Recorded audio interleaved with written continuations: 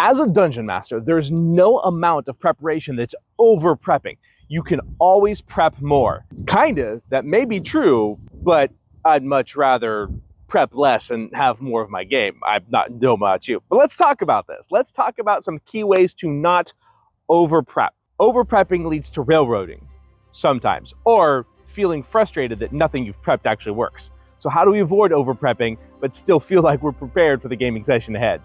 Let's talk about it.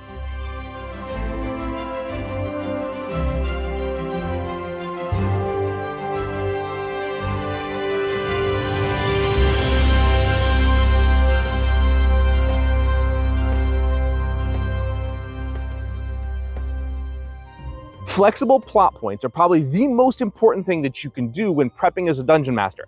Having an idea of the outcome, having an idea of where you want your players to go, but not having it so rigid that they have to do A, B, C, or D. Kind of like, if they get close to A, I'll give them this information. If they get close to B, I'll give them this information. You don't want to hide progress of your plot behind very, very rigid rules or checks or encounters. You want to make sure that the plot is flexible enough to where if the players choose to go somewhere else, it's not so specific that your players had to be in a specific location at a specific time to talk to a specific person to get the information to go to the next section. If they go to the market, maybe they overhear a conversation that then piques their interest, that tells them where they should be going next.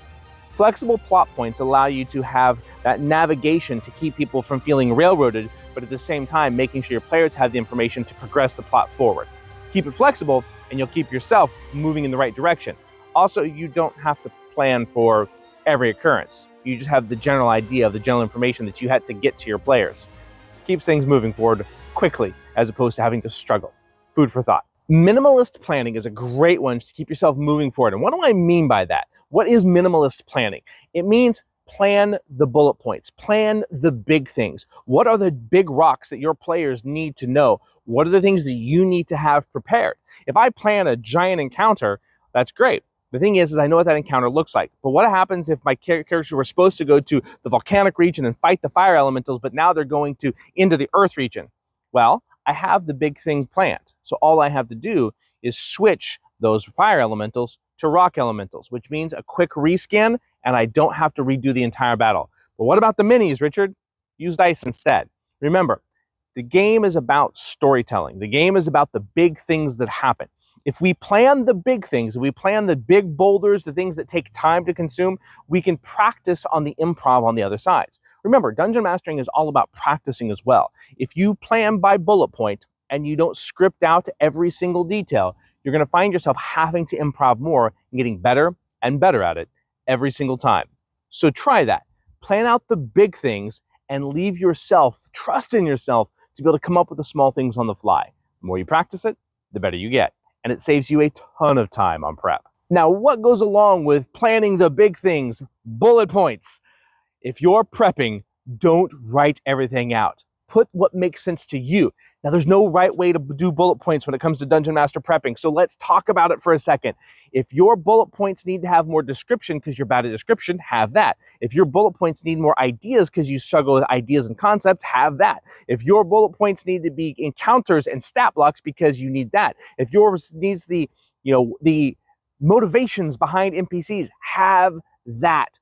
Bullet points are what you need as a dungeon master to be able to bring this game to life. For me, it's really ideas, concepts, and core things of the description. Core items, core concepts, and it's 5 or 6 words usually to describe a room. Or when a room is a room, I'll actually kind of draw a little map out. My idea, my notes for that room are where the desk is, where the candelabra are, where the bookshelves are, the things that I need to call attention to so I don't have to think of those on the head. I am a visual person as far as what I do, but I can't visualize anything in my head. I can't see anything up here until it comes out. So for me, I need that visualization. Most of my bullet points are artwork and notes and those kinds of things, or a very, very brief visual description of locations. I can describe the details of a tomb of magic with a leather-bound coverings with etchings and arcane runes across the top. You actually can see the sides fraying as if the magic is faded from it. But still there's a richness to the leather that's still there. I had no idea that I was going to come up with that, but I can do it on the fly. Now, I couldn't tell you that there was a magic tomb on the table unless I wrote that down. Remember, the bullet points are for you, but use them. Don't write full paragraph descriptions. You'll get better the more you use bullets at actually improving. Everything that we talk about when it comes to minimalistic prep also helps you as a dungeon master improv a little bit more. Improvisation. Practicing your improv will help you tremendously when it comes to prep. And I mean practice this. Practice yes ands. Practice running through scenarios in your head. Improvisation as a dungeon master really has to do with about coming up with the answers to the things your players pose to you. So think back to your own dungeon mastering experience. What were the things your players did that caused you problems? How would you handle that now? What are other things you could have done? What are scenarios you can concoct in your own mind? I, as a habit, run through scenario after scenario after scenario after scenario just for fun. I role play Dungeons and Dragons in my own head as a game. I enjoy doing it. I'm not saying you have to, but it helps you practice improving. Improving as a dungeon master is about reacting to a fantasy-based setting, whatever that setting is for you, in a way that fits within the realm. So what I like to do is I like to take rules of a church or a religion, right? And then I would say, this is how the players react. How would the deacon of that church respond to the players? And I practice acting that out. The players then do this, and I practice acting it out. That will help you improv more when you realize that your world is reacting to the players. That's the improv to practice. Trust me on that one. There's a lot of improv games that are out there, but running through scenarios in your own head and then speaking it out loud will help you as a dungeon master roll on the fly. Balance your prep and your flex. This is a tremendous tool that I use for keeping my prep down.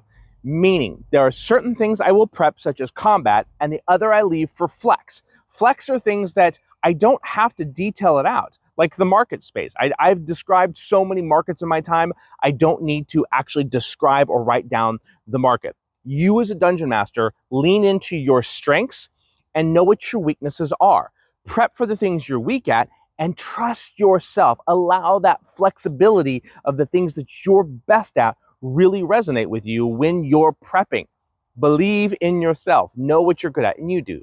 You as dungeon masters know what you're going to be successful at and what you're not. So food for thought. This was ways to kind of managing over prepping, and a lot of it has to do with practice. But I gave you specific things in this video to practice. Certain ways to improv, using bullet points, focusing on the big pictures. All of the things that we talked about in the video are all about things that once you have those down, you'll fill in the rest via improvisation. But that's dungeon master improvisation. And you get that by practicing. So the last tip I can give you for this video is dungeon master and DM more. Do it to yourself, do it alone, do it in your head, do it with people, do one-on-one sessions, play with your child, play with your spouse. And I meant Dungeons and Dragons.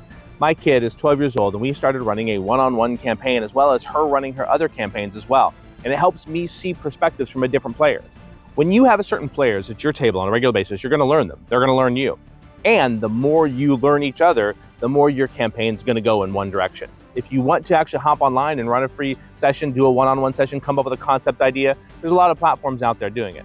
If you want to be a better dungeon master and you want to take less time prepping, that means dungeon mastering more with less prep. If you can run into a scenario, run into a situation with nothing prepared, that's true practice for not prepping. And you'll find out very quickly what you need to spend time prepping on. So part of it is understanding you as a dungeon master. So guys, subscribe it, hit it, share it, comment below. And again, we'll see you next time. Thanks for joining us.